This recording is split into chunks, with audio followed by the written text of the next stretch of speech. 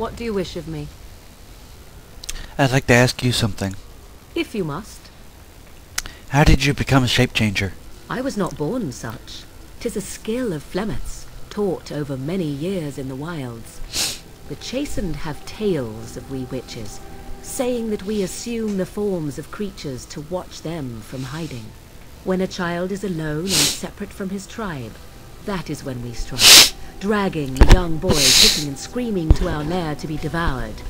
A most amusing legend. That does sound like something you do. Oh? I truly doubt that children would be worth the effort.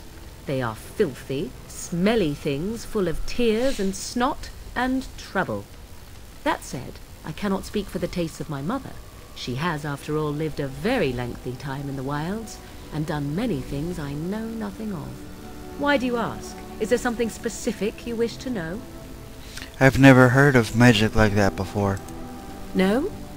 'Tis not unheard of in the remote corners of the world. There are traditions of magic outside of the circle of magi, despite what those mages would have you believe. Some of these traditions are old, indeed, passed down as carefully guarded lore from one generation to the next. The zealots of the chantry would uproot all such practitioners if they could, but as luck have it, some still exist. My mother is such a one. That's good. Such traditions need to be preserved. I am surprised you think so. Still, 'tis a pleasant thing to hear. That's all I wanted to ask. Indeed. Have you an opinion on my abilities, then? Am I an unnatural abomination to be put to the torch? I think your abilities sound quite useful. Oh, you're simply full of surprises, little man, aren't you? But enough of such talk. Let us proceed, lest the dust gather on us. What do you wish of me? I'd like to ask you something. If you must. Did you grow up in the Kakari Wilds? Why do you ask me such questions? I do not probe you for pointless information, do I? You can probe me any time. Beg pardon, then, while I jump for joy. What is it you asked if I grew up in the wilds? A curious question. Where else would you picture me? For many years it was simply Flemeth and I. The wilds and its creatures were more real to me than Flemeth's tales of the world of man. In time I grew curious. I left the wilds to explore what lay beyond, never for long. Brief forays into a civilized wilderness.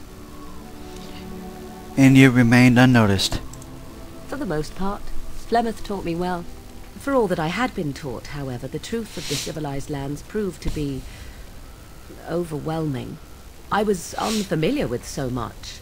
So confident and bold was I, yet there was much that Flemeth could never have prepared me for. Very daring. That sounds like you. Equal parts daring and foolhardy, perhaps. Only once was I accused of being a witch of the wilds, and that by a chastened who happened to be travelling with a merchant caravan. He pointed and gasped and began shouting in his strange language, and most assumed he was casting some curse upon me.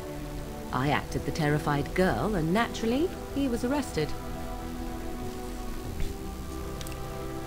That was quick thinking. Men are always willing to believe two things about a woman. One, that she is weak, and two, that she finds him attractive. I played the weakling and battered my eyelashes at the captain of the guard. Child's play. The point being that I was able to move through human lands fairly easily. Whatever humans think a witch of the wild looks like, 'tis not I.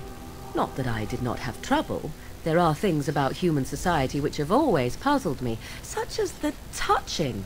Why all the touching for a simple greeting? Touching? Like a handshake? To begin with, yes. What is the point of touching my hand?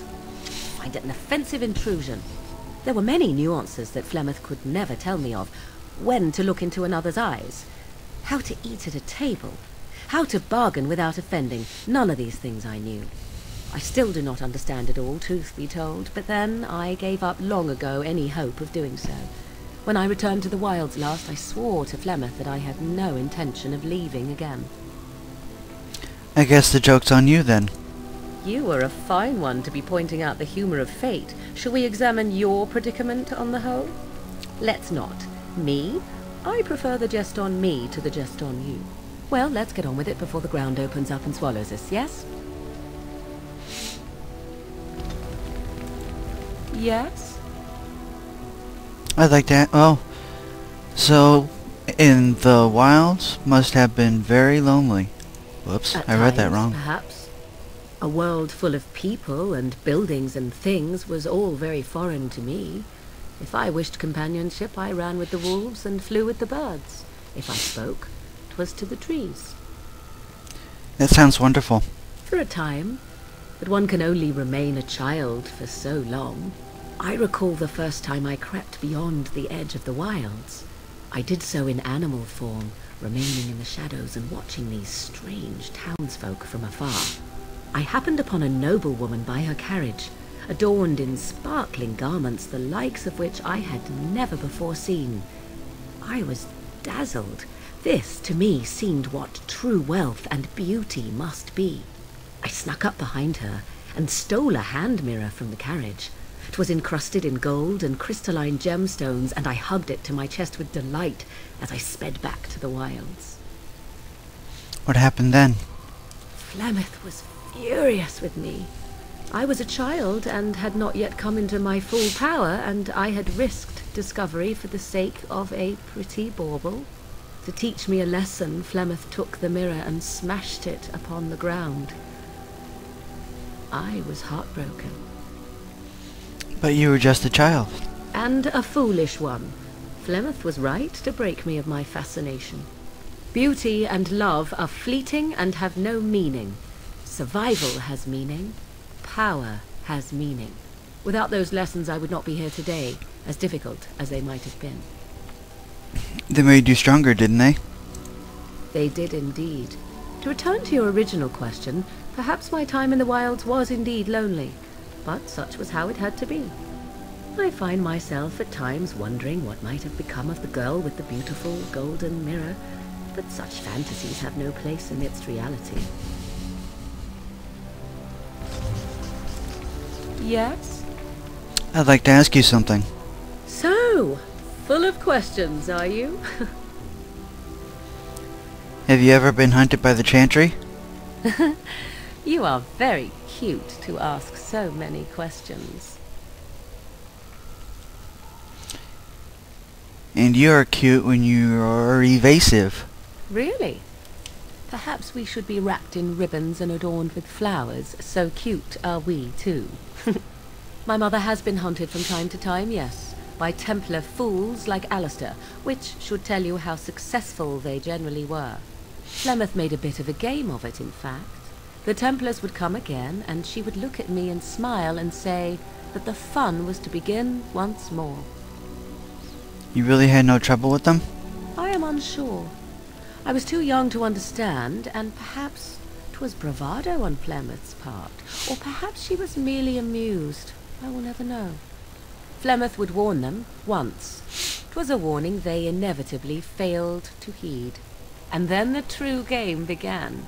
Often Flemeth would use me as bait, a little girl to scream and run and lure the Templars deeper into the wilds and to their doom.